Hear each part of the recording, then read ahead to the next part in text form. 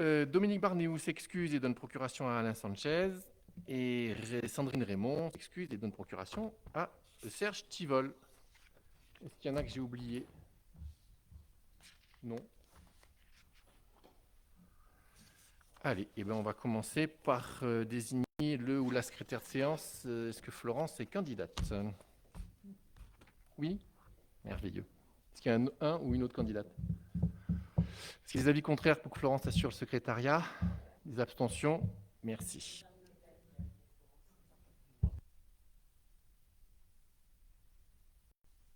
On a encore 2 ans.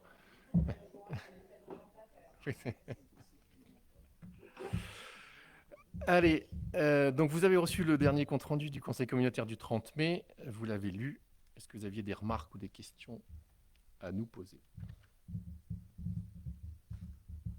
Ok. Y a-t-il des avis contraires pour l'approbation? Des abstentions? Merci. Allez, vous avez reçu aussi la liste des dossiers que j'ai signés dans le cadre de ma délégation. Est-ce que vous aviez des questions particulières ou pas? Ah ben, aucun dossier, pardon. C'est plus facile. Allez, on va démarrer les délibérations. Donc la première concerne une délégation de pouvoir pour la gestion du sinistre qui a eu lieu le 6 juin 2024. Donc pour ceux qui ne seraient pas au courant, donc le bâtiment de la blanchisserie, qui est un bâtiment propriété de la communauté de communes, a entièrement brûlé ou quasiment. Donc on a besoin d'agir un peu dans l'urgence et de prendre des décisions dans l'urgence, notamment vis-à-vis des assurances.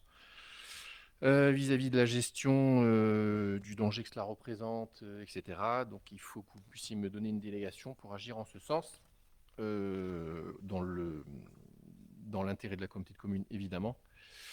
Donc il s'agit de me permettre de représenter la communauté de communes dans toutes les démarches liées à la gestion du sinistre, de prendre toutes les décisions nécessaires pour évaluer les dommages, engager les travaux de réparation et de reconstruction et traiter les aspects administratifs, financiers et juridiques de cette situation. Et signer tous les documents, contrats et actes nécessaires à la bonne gestion de ce sinistre. Voilà, sachant qu'on fera un point spécial lors du prochain conseil, non pas public, mais de travail, pour que je puisse vous donner un certain nombre de détails qui, aujourd'hui, n'ont pas forcément nécessité à être exposés en conseil communautaire. Voilà, mais on vous fera un compte-rendu précis. Mais vous, si vous avez des questions, néanmoins, je peux essayer d'y répondre ou pas. Non, pas de questions. Ok, des avis contraires, des abstentions, merci. Allez, la 2 concerne la constitution d'une servitude du passage au profit de l'entreprise Thermalu. Donc vous savez que l'école de musique est accolée à un autre bâtiment qui est propriété de la SCOP Thermalu. Ils nous demandent de leur donner une servitude de passage, surtout pour accéder au pont roulant en cas de nécessité d'entretien. Je regarde David qui ne doit pas être loin, c'est ça? Ou je dis une bêtise? Merci. Donc voilà, c'est simplement pour que nous délibérions en cette faveur et valide la constitution d'une servitude de passage au profit de l'entreprise Thermalu sur la parcelle communautaire D2876. Charge au notaire, évidemment, de rédiger les actes, puisque en cas de transfert de propriété ou de retour à la commune, il faudra que ce soit acté.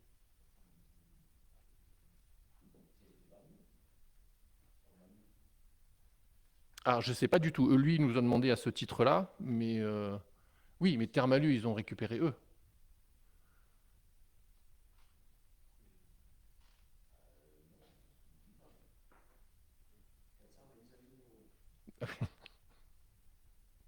Donc, oui, mais aujourd'hui, c'est encore la propriété de la SCOP. Ou pas? Voilà. D'accord, ok. Alors, je pense qu'ils nous ont demandé la servitude pour qu'effectivement, au moment de la cession, ce soit acté pour que le futur propriétaire. Mais je pense que c'est entre eux qui se le vendent, puisque c'est des questions de...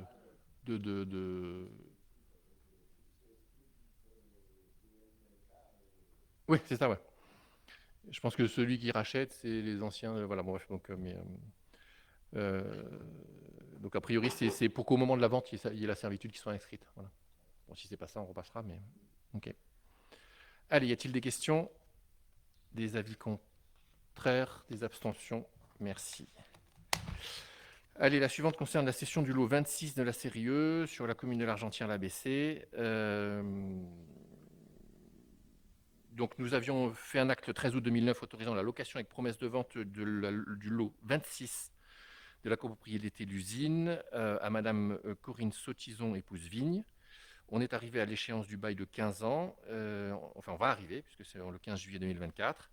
Et donc, il est nécessaire d'acter la cession définitive conformément au bail que nous avions conclu en 2009. Voilà. Avez-vous des questions? Y a-t-il des avis contraires? Des abstentions? Merci. Allez, la suivante concerne la fixation des durées d'amortissement des biens. Est-ce que vous voulez que je vous lise l'intégralité du tableau? Est-ce que quelqu'un l'a lu? Merci. Donc moi, je voudrais poser la question. Il y en a un qui l'a lu. Oui. Concernant les immobilisations corporelles au niveau des bâtiments publics et enfin surtout au niveau des autres bâtiments publics, je me pose la question si 50 ans c'est pas trop en termes d'amortissement. Tu peux me redire quelle ligne c'est que tu... Quelle ligne? C'est le 21 318. Voilà. Il y a 3 lignes où il y a marqué 50 ans. Ouais. Oui. Bah, le 60 ans, c'est ce qui nous a été ouvert pour les réseaux notamment. Hein. Oui, ça y est, j'ai bon. Donc j'ai autres bâtiments publics et bâtiments privés, immeubles de rapport. Ouais. Le bâtiment a quand même une durée de vie. Nous, ça nous arrange quand même comptablement. Hein. D'accord. Pardon. Oui, parce qu'en fait, la dotation d'amortissement est plus faible chaque année. Ça nous permet de lisser et donc de moins taper dans le fonctionnement pour abonder le. Voilà. Donc pour un bâtiment qui quand même a priori une durée de vie de plus de 50 ans, on espère, je pense que c'est pas. Voilà. Oui, mais un bâtiment public a quand même une durée de vie de plus de 50 ans théoriquement. Alors si tu veux, moi, en sous-question, c'est par exemple avec le stade, si on vous transfère le stade, voilà, une durée d'amortissement de 50 ans, alors que là déjà on a les vestiaires et tout, ça fait déjà 22 ans qu'ils sont déjà. Voilà. Pour les nouvelles constructions et les nouveaux investissements en fait. Uniquement? Oui, c'est pas pour les reprises. Si on doit reprendre quelque chose de chez vous, on reprend les amortissements. Voilà. Ok, parce que dans les travaux de la clette, ils mettaient les amortissements. D'accord, on vérifiera, je ne l'ai pas lu encore. D'accord. Okay. Non, c'est si on construit un nouveau centre social, par exemple, l'amortissement sera sur 50 ans. Voilà. Allez, est-ce qu'il y avait d'autres questions? Y a-t-il des avis contraires? Des abstentions? Merci. Allez, attribution de la signature du marché public de travaux de confortement de la digue en rive droite de la Durance. Donc avec l'épisode qui vient de se passer, on a eu encore avec Alain, enfin surtout Alain, des inquiétudes concernant cette digue qui présente plusieurs défaillances, avec notamment l'obligation qui a dû évacuer les gens pendant quoi? Combien? 48 heures? 112 heures? Une semaine? Oui, donc on les a évacués pendant 48 heures à peu près, même plus, hein, ouais, c'est ça, plus. Voilà, et puis surtout, il y a eu des magasins donc avec manque à gagner. Enfin, on a fait des attestations comme quoi on avait demandé d'évacuer. Et oui, maintenant je me pose la question de l'urgence parce que il faut vraiment qu'on fasse ces travaux urgemment. La dernière fois, tu parlais de 1er septembre.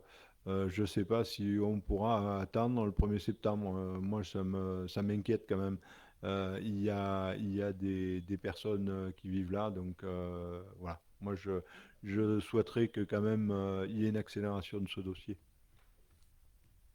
Ok. Bon, on s'est déjà rapproché de l'entreprise enfin, on va se rapprocher demain de l'entreprise qui va être retenue pour savoir si elle peut accélérer ses délais et si administrativement on a les autorisations pour anticiper ces 2 mois, quoi. Espérant qu'on n'a pas de nouveaux orages trop rapidement.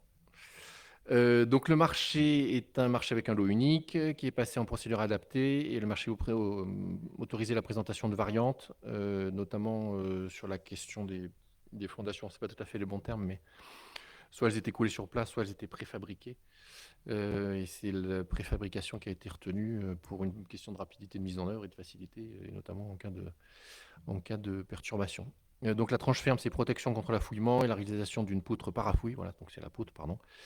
En béton armé sur 300 mètres linéaires et reprise de la maçonnerie sur l'ensemble de la digue. La tranche optionnelle 1, c'est la protection contre l'affouillement par la réalisation d'un enrochement sec en pied de digue sur 150 mètres linéaires. La tranche optionnelle 2, c'est la protection contre l'affouillement par la réalisation d'une poutre parafouille en béton armé sur 270 mètres linéaires. Et la tranche optionnelle 3, c'est la protection contre l'affouillement par la réalisation d'un enrochement sec en pied de digue sur 110 mètres linéaires. Donc la maîtrise d'œuvre, je vous le rappelle, est assurée par la RTM. Et le rapport d'analyse des offres a été présenté à la commission d'appel d'offres du 4 juin dernier. Et donc, s'il est proposé de retenir un groupement d'entreprises Alamano-Olive en solution variante pour un montant toute tranche comprise de 1 083 254 euros et 50 centimes. Yaya, est-ce qu'on a une idée du financement Est-ce que tu peux nous le préciser, s'il te plaît?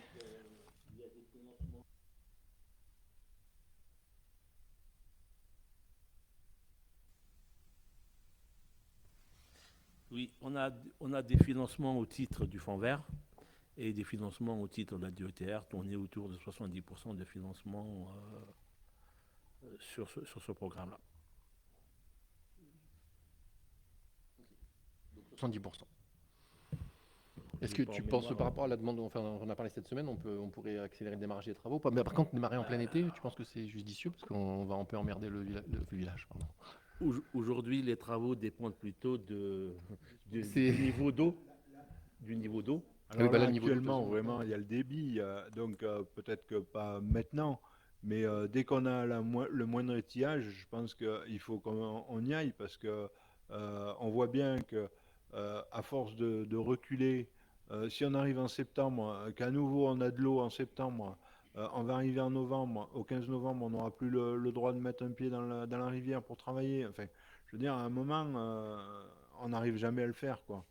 Donc, le septembre, c'était uniquement essayer d'éviter la saison pleine pour pas déranger les gens et pour pas être emmerdé par mais en parlant avec les kayakistes, par exemple, puisque c'est eux que ça concerne, la navigation, voilà, si on prend des panneaux, si on prend un arrêté d'interdiction sur une certaine longueur, ils peuvent sortir de l'eau, re-rentrer à l'aval. Voilà, ça peut être envisageable.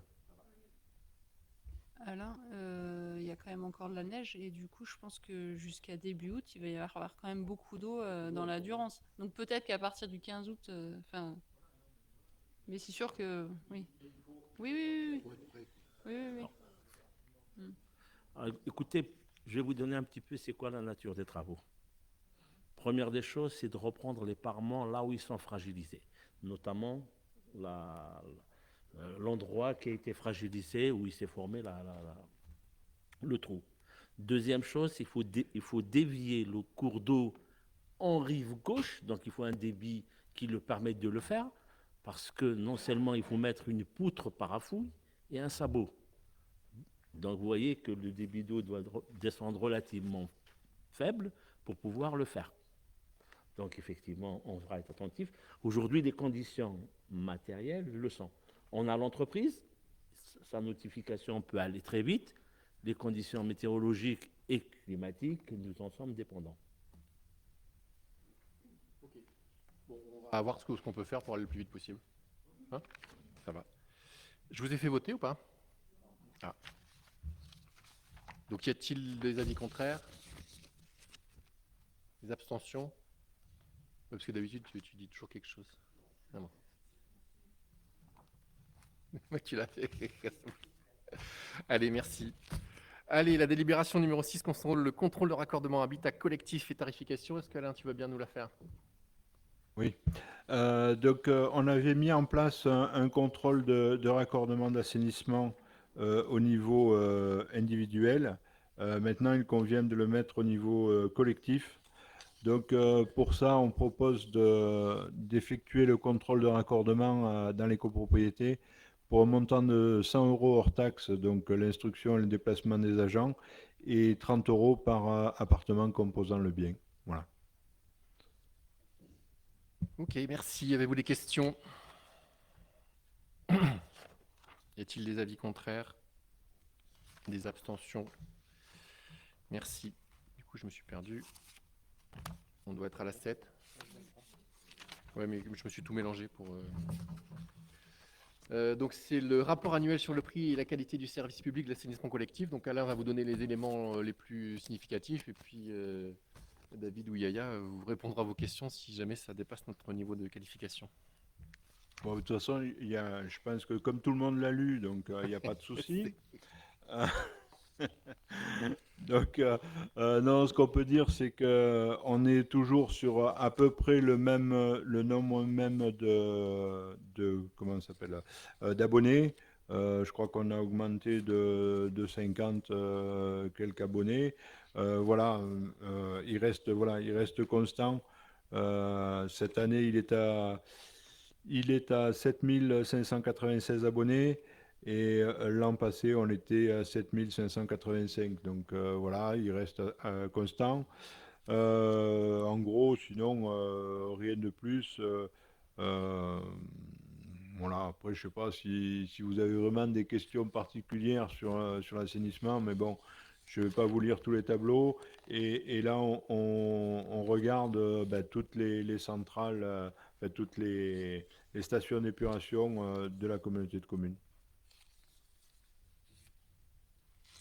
Tiens là, est-ce qu'il y a des questions? Par contre, peut-être dire que avec les intempéries, le réseau d'assainissement a énormément souffert sur la Val-Louise, Oui, puisque on va en parler j'étais en à face. la fin. Avec les intempéries de l'automne et de août, il n'y a pas eu de conséquences sur les relevés au niveau des stations d'assainissement. Il n'y a pas eu, David?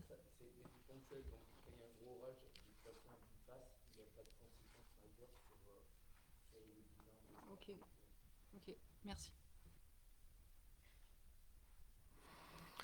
Allez, est-ce qu'il y a des questions? Est-ce qu'il y a des avis contraires? Des abstentions? Merci. Allez, présentation du rapport annuel de la gestion des déchets ménagers et assimilés. Alors là, c'est pareil, tout le monde a lu le rapport.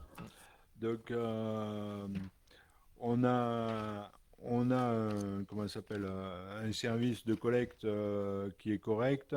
On s'aperçoit que au niveau des charges, enfin de l'ensemble de la collecte, on baisse en tarif, enfin, et que en coût, par contre, de traitement, on augmente. Voilà. Donc c'est ce qui est important, c'est ça, c'est le coût du traitement qui augmente au fur et à mesure. Maintenant, après, si vous avez vraiment des questions, je me tourne vers David hein, qui est derrière. Oui.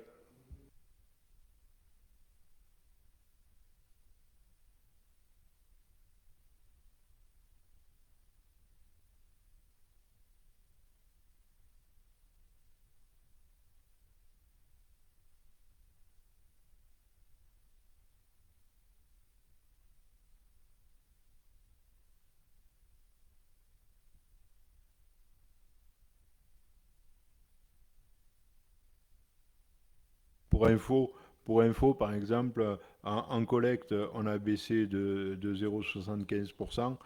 Par contre, en traitement, on a augmenté de 28%. Voilà. Et quand même, Alain, en collecte, tu veux dire en coût de collecte? En coût de Ah collecte, oui, d'accord. si tu veux, l'an passé, on était à 455 603 euros. Cette année, on est à 452 148. Par contre, en coût de traitement, l'an passé, Oui, on oui, était à 434 491 euros. Et cette année, on explose à 556 739. Donc voilà. Il y a quand même ouais, une diminution de près de 6% du tonnage des OM juste Oui. sur l'année 2022. Oui. Donc c'est quand même bien. Hein. On peut remercier nos concitoyens et les services des OM.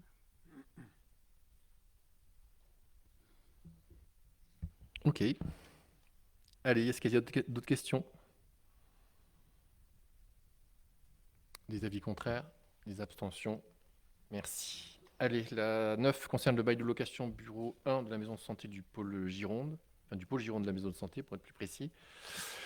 Il s'agit du bureau numéro 1 qui fera l'objet d'un bail professionnel sous sein privé pour une durée de 6 ans. Le loyer s'élève à ce jour à 263,20 €.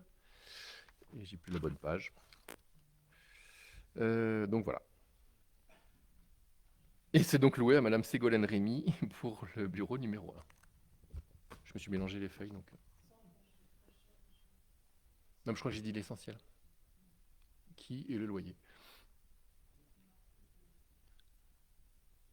C'est une orthophoniste. Allez, avez-vous des questions? Des avis contraires? Merci. Allez, la 10, ça concerne le bail de location du bureau numéro 5. Donc, c'est vu l'expiration donc, du bail du dentiste Thierry Kenspiller, vu la demande de monsieur Thomas Ferrante, dentiste, d'occuper le bureau. Donc, la bonne nouvelle, c'est qu'on a un remplaçant au dentiste au pôle Gironde de la maison de santé. Celui-ci s'est intégré les locaux dès le 1er octobre 2024. Et donc, le local numéro 5 fera l'objet d'un bail professionnel sous sein privé. Et le loyer s'élève aujourd'hui à 300,13 €. Il sera réactualisé, etc., etc. Et donc, il faut m'autoriser à signer le bail avec ce nouveau dentiste qui s'installe à la place de l'ancien. Avez-vous des questions? Des avis contraires? Des abstentions? Merci. Ben voilà, on est arrivé au bout.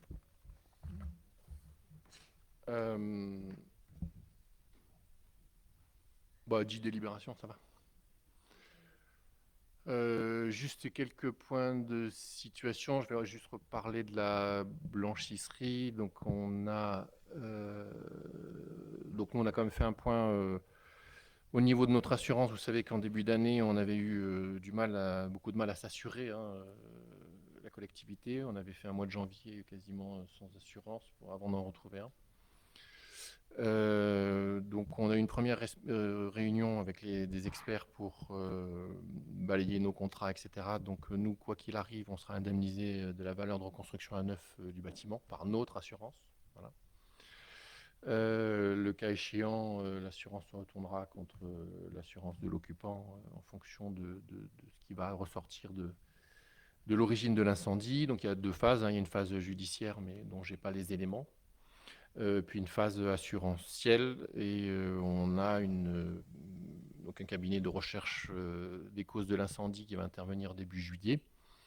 C'est un cabinet qui est missionné par les deux assurances à la fois et sur lequel ils vont se raccrocher aux conclusions et donc déterminer si possible l'origine du sinistre et donc qui sera en charge de régler les choses. Voilà. Au niveau de l'exploitant, donc le service éco a tout de suite essayé d'organiser un petit peu des choses avec France Travail, la direction du travail pour essayer d'anticiper le reclassement ou en tout cas la suite pour les salariés. Bon, après, il appartenait au gestionnaire de la société de prendre certaines décisions dans un sens ou dans l'autre pour pouvoir déterminer la suite pour ses employés. Bon, entre-temps, vous avez eu connaissance qu'il y a eu une procédure de mise en redressement judiciaire de la société, donc, ce qui vient alimenter évidemment le débat sur la suite, mais on va déjà attendre de savoir comment les choses vont se passer et puis quels sont les premiers mois après cet incendie, notamment vis-à-vis du tribunal de commerce maintenant qui sera mis à statuer sur la pérennité de l'entreprise. Donc ça, c'était notre premier sinistre temporel. Deuxième, on a tous, enfin pas tous, mais donc l'Argentière, Val-Louise, les Vignoux subit de nouveau, et Fressinière de nouveau des intempéries le 20 juin dernier. Pour ce qui est de la communauté de communes, la question de l'assainissement en Val-Louise est un gros sujet. Je crois qu'on est, David, pas loin de 200 ou 250 000 € d'estimation de travaux pour ce qui nous concerne, c'est ça? Oui. de dégâts. Donc en partant des vignobles, bien évidemment, parce que quand je dis la Valouise, ça concerne aussi les vignobles. Donc voilà la situation actuelle, sachant qu'aujourd'hui, la plupart des réseaux se déversent encore dans le GIR. Voilà. Donc on va avoir un délai de travaux purement sur l'assainissement, mais bon, en complément de tout ce qui s'est passé sur le reste, sur la commune. Donc demain, il y a le président du département qui vient. On fera un point plus précis demain. Parce que la remarque qu'on s'est faite, que ce soit les Vignots, Fressinière, Valouise ou l'Argentière, c'est qu'on n'a déjà pas vu beaucoup d'argent de ce qui s'est passé à l'automne dernier, si ce n'est les 30% du département. Voilà, qu'on est loin du zéro reste à charge. Donc aujourd'hui, je pense qu'on tape tous, on fait tous faire des travaux sans trop savoir comment on va les régler, in fine. Voilà. Donc il y a quand même une préoccupation, une grosse préoccupation. Tu veux nous en dire un peu plus, Valouise? Donc sur Valouise, comme à l'Argentière, le plan communal de sauvegarde a été déclenché jeudi dernier. Moi j'ai fait beaucoup d'évacuations aussi, j'avais 160 personnes environ à évacuer de camping. J'ai 3 campings en tout qui ont été inondés. J'ai les digues centenaires qui sont tombées aussi. Forcément, donc le réseau d'assainissement qui sur toute la longueur Pelvoux-Valouise a disparu. La route départementale qui s'est affaissée, enfin qui est tombée dans le GIR. J'ai perdu une bonne partie de mon parking de la Gravière en centre-bourg. On a eu une canalisation la même que lors de la tempête Aline, la canalisation d'eau potable qui a cédé à 2 endroits différents. Donc j'ai eu pareil 300 foyers privés d'eau. Mais là, cette fois-ci, pendant seulement 2 jours. Merci Jean-Pierre qui est présent ici et qui a suivi tous les travaux. À force d'avoir des dégâts, c'est vrai qu'on devient de plus en plus performant. Donc voilà, effectivement, au-delà de ça, j'ai tous mes sites touristiques qui ont été impactés aussi. Donc on a fait les travaux de sécurisation auprès de Madame Carl du Merlon, des 2 Merlons qui venaient d'être faits pour assécher le parking, puisque le parking a été inondé. La route du près de Madame Carl a été très endommagée. Celle qui sort d'Elfrode pour aller auprès de Madame Carl est tombée dans le GIR aussi. Donc on a refait vite cette partie de route ce week-end. On a eu la chance d'avoir nos entreprises TP qui sont sur Valouise et qui sont intervenues très rapidement surtout. Et du coup, depuis vendredi dernier, et tout le week-end et jusqu'à maintenant encore, il y a des tractopelles un peu dans tous les cours d'eau et dans toutes les zones impactées. On a la vallée de l'Onde aussi qui a été touchée, puisque là, la route qu'on venait de réparer est retombée dans l'Onde. Donc là, on va mettre en place, là, on a fait les travaux aujourd'hui, on va remettre en place un alternat pour pouvoir garantir la montée, notamment au refuge des Bancs et puis à tous les sites touristiques d'altitude. On a une petite menace, j'attends confirmation des éléments, mais sur la vallée de l'Onde aussi, d'un glissement de terrain qui pourrait tomber, terrain pourrait tomber dans l'Onde et faire embâcle éventuellement. Donc voilà. Que dire de plus? J'ai sûrement oublié des choses. Jean-Pierre, je ne sais pas si... Parce qu'à force, je ne sais plus. Mais on est de partout. Effectivement, on missionne des entreprises pour travailler et elles travaillent rapidement. Bientôt, on va avoir des factures, forcément. Et là, ça devient de plus en plus compliqué. Donc, la réunion de demain va peut-être nous permettre d'en savoir plus. Malheureusement, on tombe en pleine période électorale, donc je ne sais pas bien dans ce chaos comment on va s'en sortir rapidement. Surtout que là, on est sur des travaux qui sont que provisoires, qu'on voit, on a les intempéries qui nous détruisent les travaux provisoires régulièrement et que là, l'été débute. Donc voilà, j'ai un gros souci encore et une grosse crainte pour cet été, puisque aux premiers orages, on risque encore d'avoir des problèmes. Alain, tu veux nous faire un petit topo aussi? Ben, donc nous, comme l'a dit Gaël, le plan communal de sauvegarde a été déclenché jeudi passé aussi. On a mis à l'abri 220 personnes qui étaient au camping, qui ont dormi, enfin une partie qui a dormi ici, puisqu'on a accueilli 155 personnes ici pendant tout le week-end. Après, au niveau des dégâts, des glissements de terrain, puisqu'on a la voie verte juste derrière là, qui est partie. On a eu aussi au niveau de la nationale un petit éboulement. Heureusement que l'eau a baissé et que ça n'a pas gratté plus, parce que sinon ça aurait pu couper la 94. Tout ce qu'on avait réparé sur le stade d'eau vive est parti, même bien plus, puisque tous les épis qui ont été refaits sont partis, et puis d'autres en plus. Au niveau du Fournel, on n'a pas fait encore l'état de tous les ponts, mais on a le torrent de Crouzet, par exemple, qui a déboulé et qui a complètement rayé de la carte la prise d'eau du Crouzet. Oui, toutes les vannes sont parties. On a des matériaux de partout. Voilà, voilà un peu comment ça s'appelle, le tableau sombre de cette intempérie. Voilà. Du 20 juin, après le 20 octobre et le 1er décembre. Camille, tu veux nous dire un petit du Vignoux aussi? Bon, ben nous, on a de la chance, il n'y a eu pas eu de problème de personne.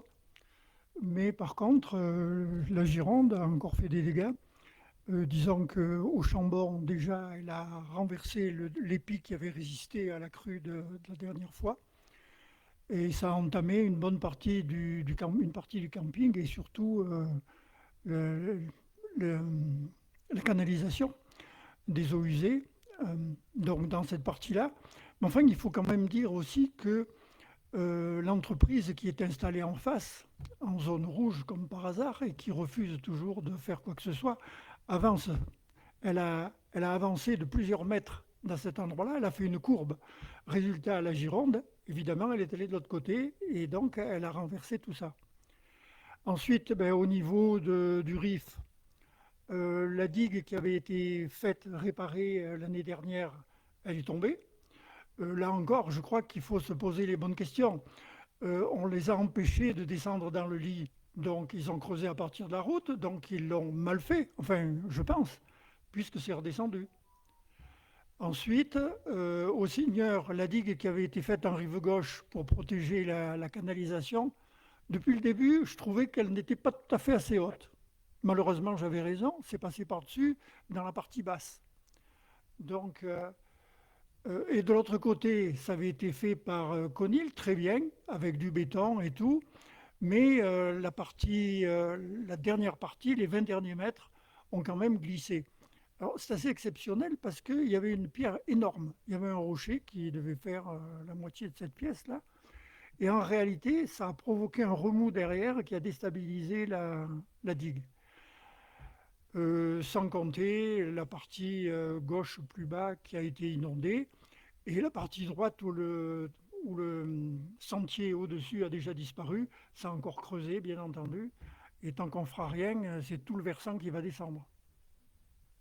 Voilà, en gros.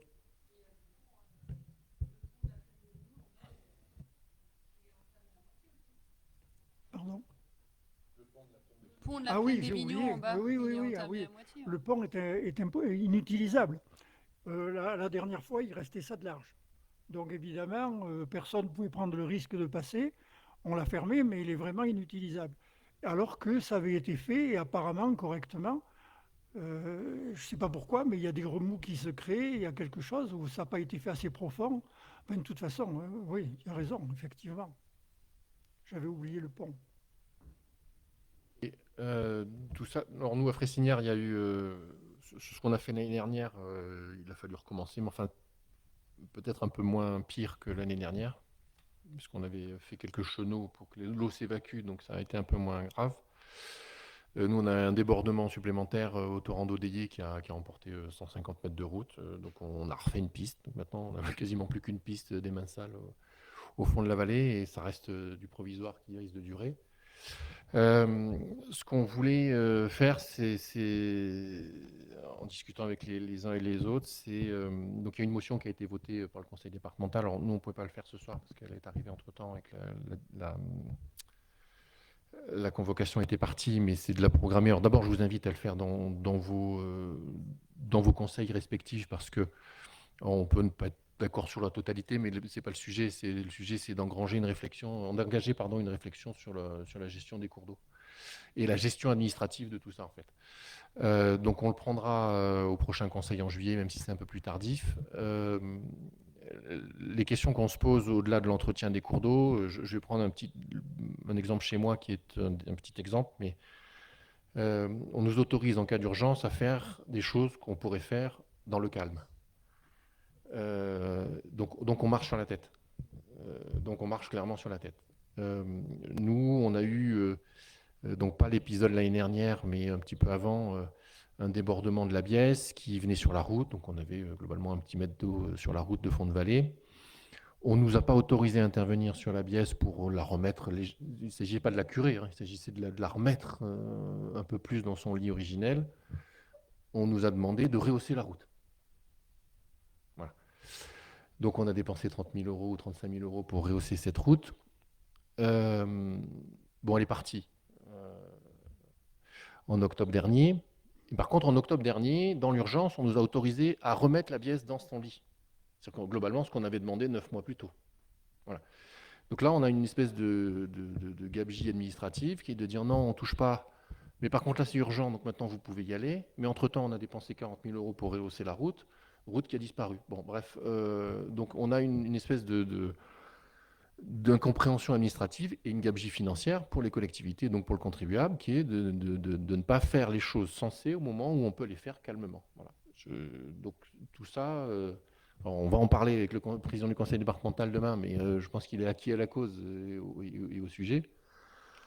Mais il y a un moment où il faut qu'on arrive à faire des choses raisonnables et pérenne, et pas dans l'urgence. Parce que comme dit Camille, dans l'urgence, on fait des choses, et puis après, ça repart aux fois suivantes. Donc, Oui, alors je voudrais dire que j'ai oublié de parler du RIF et du torrent de Parché, par exemple.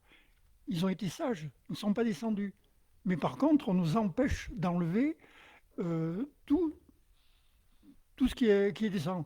Résultat, tous les escaliers sont comblés, donc le RIF, la prochaine fois qu'il descend, il va descendre à grande vitesse, et à ce moment-là, ça sera terrible.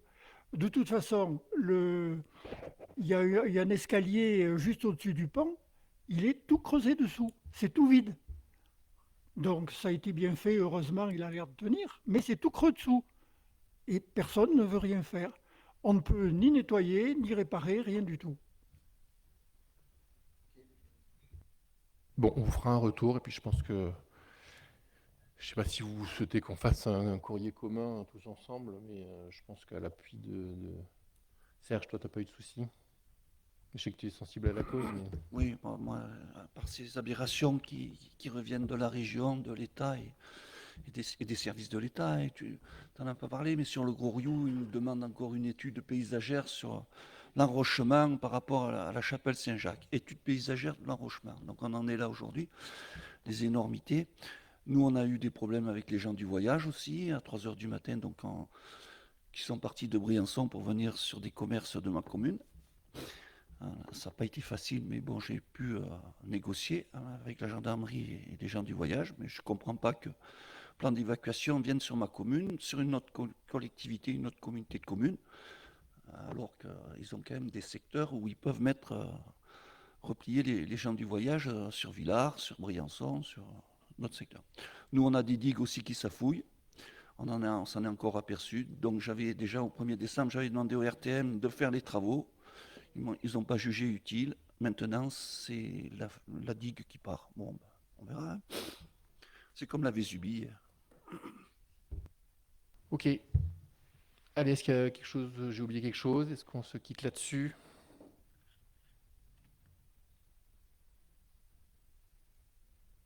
Eh ben, je vous remercie alors. Et à demain. Tous les maires sont invités demain, Gaël, ou pas?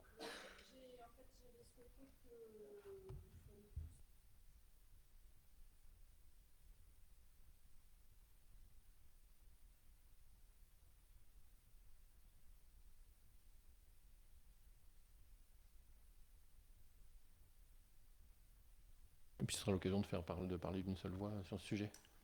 Puis on voit tous passer ce qui arrive de Valouise, dans les machines à laver, les voitures, les porte-chars, enfin un peu tout. Ah, pardon. Il est où? Oui, alors le porte-charge n'a pas bougé, mais il y a un problème. Il y a des ferrailles partout, en face du Rif, et puis j'en ai trouvé à 1 kilomètre plus bas. Donc les kayakistes et autres commencent à s'inquiéter. Et ça, qui va devoir les enlever?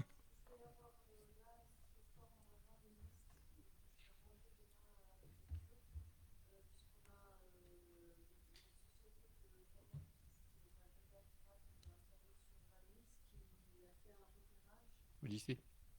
Odyssée.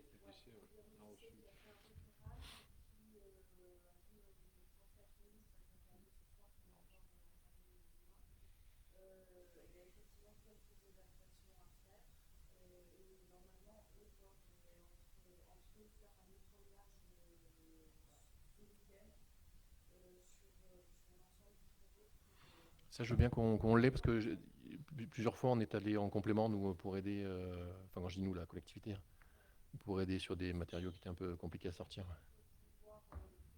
Oui, sécuriser l'adaptabilité. Ouais. Mhm.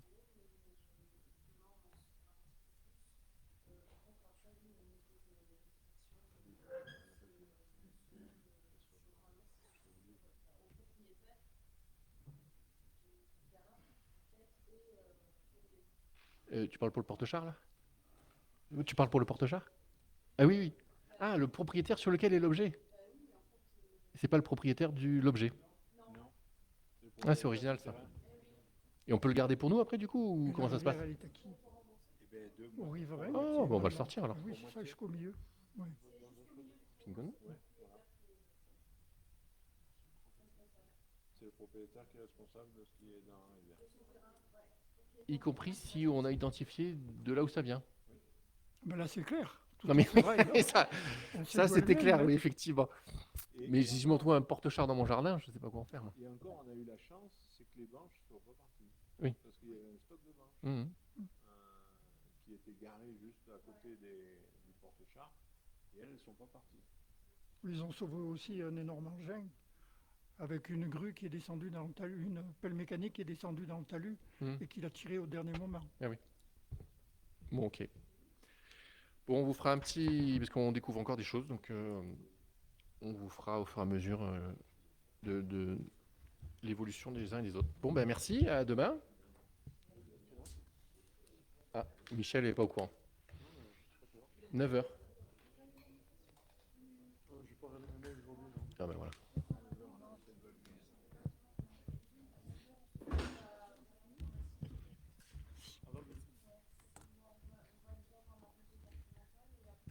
Je pense qu'il faut que tout le monde soit là. Serge, tu pourras être là? Pourquoi? 2. Bah, et tu fais sauter, c'est vachement plus important. Oh. Alain sera là. Michel. Marcel sera là? Ok. Et Gilles, tu sais? Oui, il sera là, Gilles. Je pense, oui. Bon, ça va. Allez, merci, bonne soirée à tous.